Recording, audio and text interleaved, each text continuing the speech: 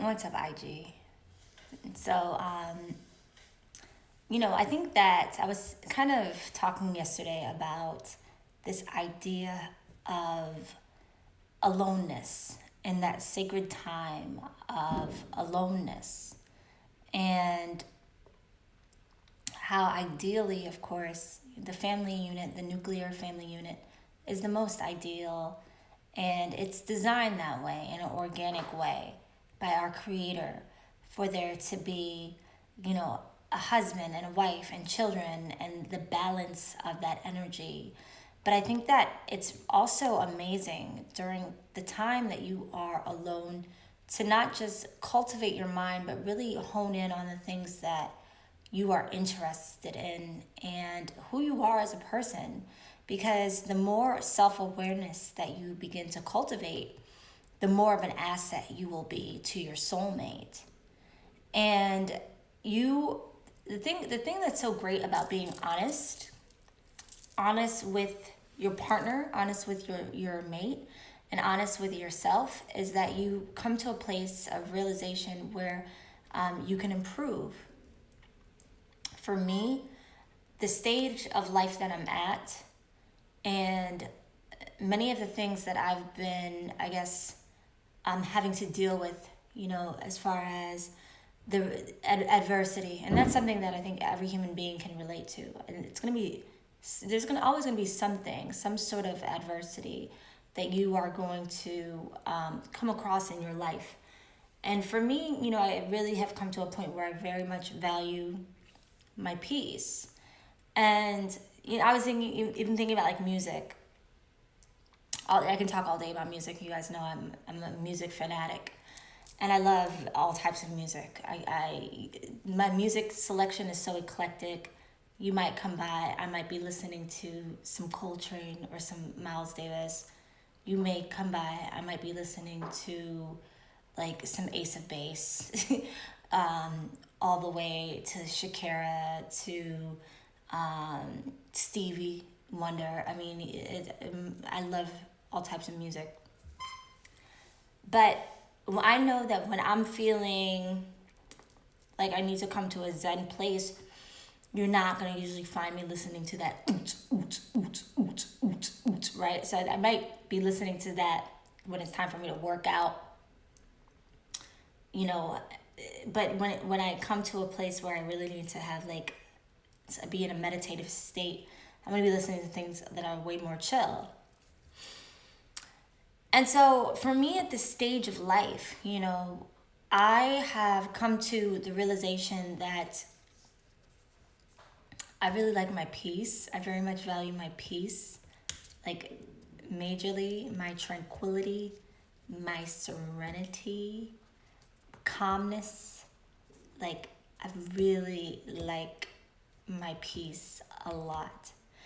And so when it comes to selecting a partner, I'm not at a stage where, and it never really was, but more so than ever, the idea of inviting chaos into your home is like, it is unfathomable to me. Like a man who enjoys like pushing buttons or triggering you or antagonizing you or provoking you, to me is just like out of the question. It's just out of the question. And so I say this to say that, yes, your partner, part of your partner's responsibility, no, is not to blow smoke up your behind. Like, we are here to make each other grow as people, as human beings. And so if I recognize a tragic flaw within you, and like as of lately, I've been really having a really good time saying that, guys, I'm work in progress. I'm work in progress, because I had to come to the realization I'm pretty hard on myself. And so, I've had to give myself some leeway saying I'm work in progress. I'm evolving. I'm getting to a more refined place. I've changed my mind before. I've been wrong before. I give myself that leeway. I don't put pseudo standards of perfection on myself, because I realized that if I was wrong in the past and I've changed my mind about things, people, places, and things in the past, then it's very possible that in the future I will change my mind again. I don't know everything, I don't know it all. There's a lot that I have to learn. It's a lot that I have to learn in life. So I'm very okay saying like I'm not perfect and I have a lot to learn. And I'm very okay with like the idea, like I've always been, I'm trying not to be like TMI, but really traditionally I've always been attracted to older men. And the reason why I've been attracted to older men, it's not, I don't feel like it's a like a daddy issue. Like I say, I'm a daddy's girl, but intellectually, older men have always been very stimulating, and also a lot of like the childish ways. And I'm making a broad generalization, but a lot of the childish energy, that antagonizing energy, that like provoking energy, that combative energy, at a certain stage of life, men have kind of like purged that from their system. Like they might just be they might be just more on some chill stuff. And then at a certain stage of life, and I'm making a generalization, but typically it's not just the financial thing, but it's like when you come to a point in life where you're more settled and like you've had children and you've like, because you have kids, especially if you have a bunch of kids, a lot of your energy is going to be on those kids, right? So it's like you're not looking for like your partner to be like the person that's like you're getting that like combative energy from, because between the world that you got to go into and then just like the responsibility of raising your children as a mom or as a dad, you're like, all I need is that serenity when I come home, that peace and that peace of mind when I come home. I'm not looking for that exchange with my partner. But a lot of times when you're younger, you haven't had that life experience. And so you have all that energy that you don't have like a necessarily a fine-tuned way to channel that energy. Whereas like older men generally, they don't have as much to prove. They also don't look at you as like, they don't look at you in the same light. They look at you, especially if they've gotten to a certain point in their life. They don't look at you like a threat, or like they don't have that kind of like, I don't really know exactly how to describe it. So typically I've always kind of found myself more gravitating towards older men because they just have a certain level of maturity. And when we talk about this idea of relationships and what we want as women, I'm not making a generalization because I think different women want different things. We are different. But there is a certain mentality of like an alpha male. When I use the term alpha male, I think of like, I think of like a king, right? Like a king in like a village, like an African king or something like that, who is so confident in his masculinity and so secure that like he looks at the children and he looks at the women as like people to protect. Like the idea of him going toe to toe with like somebody who his like the role that he's been carved out is to protect, like the idea of like him being like an antagonizer, or him like having some sort of like kind of like a predator kind of energy is like beneath him, like a certain type of man, like a man who resonates on abundance is not going to be like looking to take from like a mom or like a single mom or something like that. Like they see themselves in a certain fashion that they're like I fund village, like an Akon, like I can fund a village, you know what I mean? Like I'm not going toe to toe with, and so for me, right, and all I can talk about is what I seek at this stage of my life. I am definitely not looking for like a yes man or whatever to tell me like everything that I say and do is great, because I know it's not.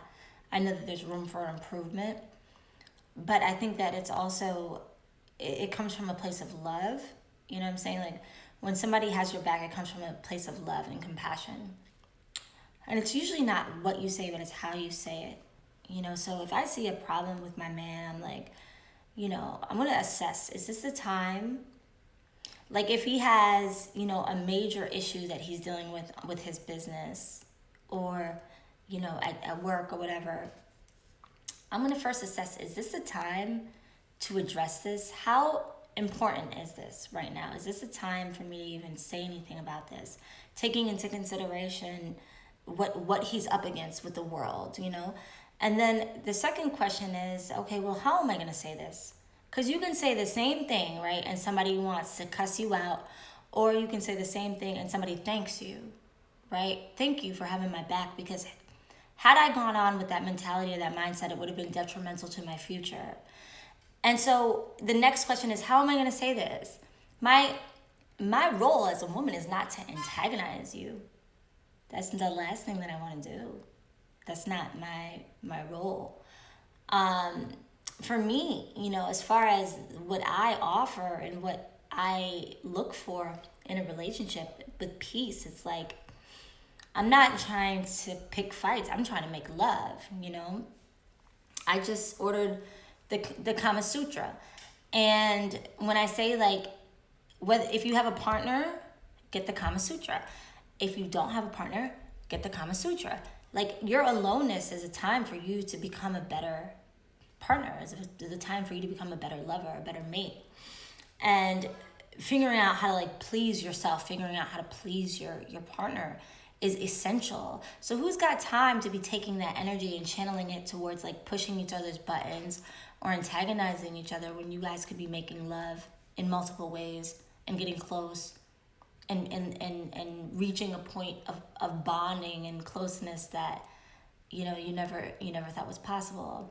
And so for me, it really is like, it's no jab at anybody, it's no dig at anybody, but it's just a matter of knowing yourself. Where are you at?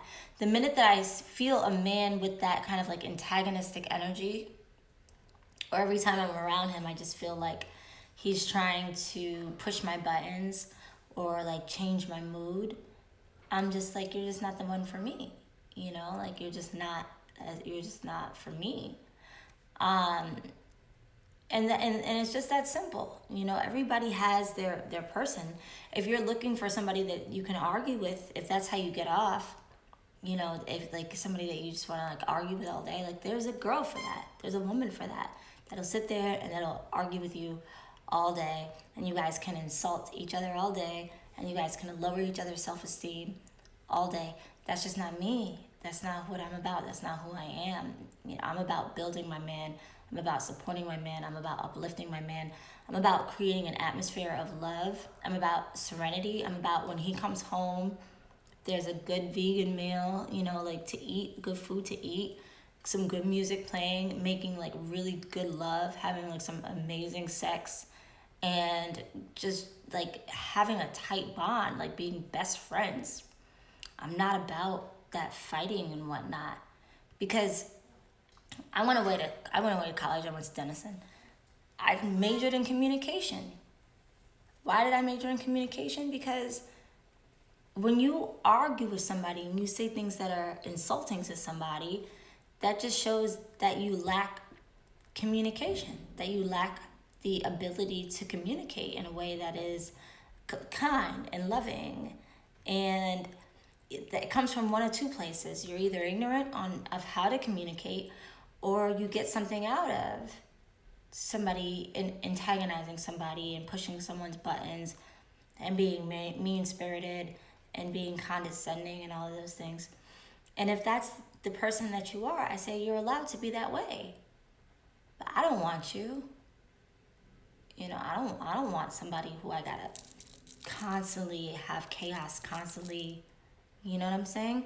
And I guess I do understand the idea of, like, tough love. I do understand that sometimes people give you tough love in order for you to grow. But what I'm saying is, tough love doesn't have to be given in that fashion. You can make somebody grow and not have to chastise them, condescend them, push their buttons, antagonize them and things. And so, like I say, I'm to the point where it's like, I've had my share of adversity. And that's the reason why serenity feels so good to me. And so I'm like, you be your way. Like, if that's what you like, you going back and forth with a woman, and making people angry. If that's your vibe, that's you. But I'm not the woman for you. I'm not the person that is gonna give you that energy, that back and forth. That's just not me. And so, like I say, you know, right now, if you are a single woman, right now is the time for you to get to your zen place. Like find out what it is that you love, to do. Get to your zen place. Like, it's always a perfect time to become a better lover, whether you're with somebody or you're not. The Kama Sutra is amazing. You can find out how to become the best partner to your partner, whether you're with someone or you're not. Aloneness is really the time for you to be able to become the best you, which ultimately is going to be the best partner for someone else. And that's figuring yourself out. Maybe you are somebody who's combative. And if that's you, find somebody who's combative. But if you're about peace, find somebody who's about peace as well. So anyways, y'all, peace.